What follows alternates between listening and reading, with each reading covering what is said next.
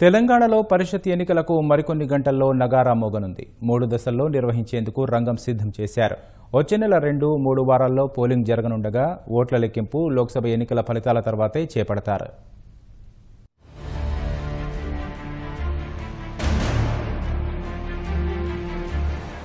రాష్ట్రంలో స్థానిక సంస్థల నగారాకు సర్వం సిద్ధమైంది. ఎన్నికల నిర్వహణపై రాష్ట్ర ఎన్నికల సంఘం కసరత్తు చేసింది.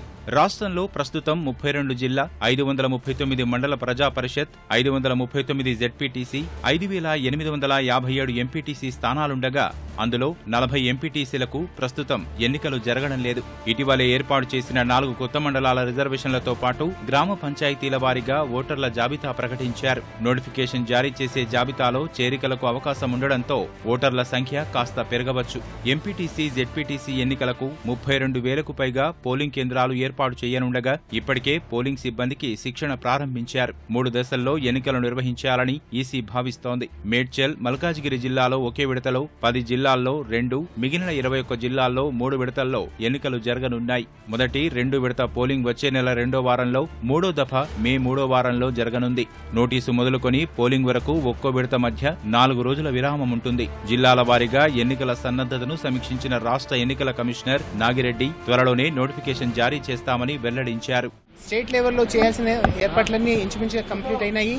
అదేవిధంగా జిల్లా లోపల ఏర్పాట్లు ఏ విధంగా ఉన్నాయి, వాళ్ళు ఎంత తయారుగా ఉన్నారనే విషయం మీద వారందరితో కూడా చర్చించడం జరిగింది. మరి చాలా వరకు ఏర్పాట్లు ప్లాన్ ప్రకారమే జరుగుతున్నాయి. జిల్లాల్లో కూడా అంతా సవ్యంగా జరుగుతూ ఉన్నది. మరి తొందరలోనే మనము ఎలక్షన్ నోటిఫికేషన్ ఇచ్చుకోవడానికి అవకాశం వస్తుందని నేను అనుకుంటున్నాను.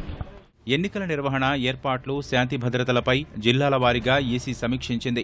నామినేషన్ల స్వీకరణ, పరిశీలన సమయాల్లో వచ్చే సమస్యలు, ఇతర అంశాలపై చర్చించారు. శాంతి భద్రతల పరంగా తీసుకోవాల్సిన జాగ్రత్తలు, సున్నిత ప్రాంతాలపై ప్రత్యేక దృష్టి సారించాలని దిశానిర్దేశం చేసింది. This is the rare incidence where one election after another is taking place.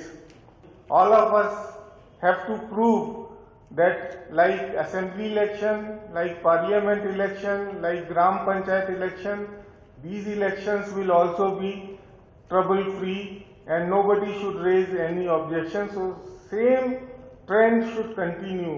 మనం అందరం కలిసి ఒక సమన్వయంతో అందరూ కూడా ఓనర్షిప్ తీసుకొని ఈ ఎలక్షన్ ఒక ఫ్రీ అండ్ ఫెయిర్ ఎన్వైరన్మెంట్లో, ఒక ప్రశాంత వాతావరణంలో అందరూ కూడా వారి ఓటు హక్కును స్వేచ్ఛగా వినియోగించుకొని వారికి నచ్చినటువంటి పబ్లిక్ రిప్రజెంటేటివ్స్ని ఎలక్ట్ చేసుకోవడానికి కావలసినటువంటి అరేంజ్మెంట్స్ చేయడం, వాతావరణాన్ని మనం కలుగ చేయడం, సమిష్టిగా మనం నిర్వహించాల్సినటువంటి బాధ్యత. ఎంపీటీసీకి గులాబీ, జెడ్పీటీసీకి తెలుపు రంగు బ్యాలెట్ పత్రాలు వినియోగించనున్నారు. లోక్సభ ఎన్నికల్లో ఎడమ చేతి చూపుడు వేలుకు సిరా వేసినందున పరిషత్ ఎన్నికల్లో మధ్య వేలుకు వేయాలని నిర్ణయించారు. పోలింగ్ కేంద్రం నుంచి ఓటరు బయటకు వెళ్లేందుకు సిరా గుర్తును తప్పనిసరిగా తనిఖీ చేయాలని సూచించింది. ఈ మేరకు అన్ని జిల్లాల కలెక్టర్లు, అధికారులకు రాష్ట్ర ఎన్నికల సంఘం ఆదేశాలు జారీ చేసింది. ఎంపీటీసీ, జెడ్పీటీసీ ఎన్నికల కోసం నియమించిన సాధారణ, వ్యయ పరిశీలకులతో ఈసీ రేపు సమావేశం కానుంది.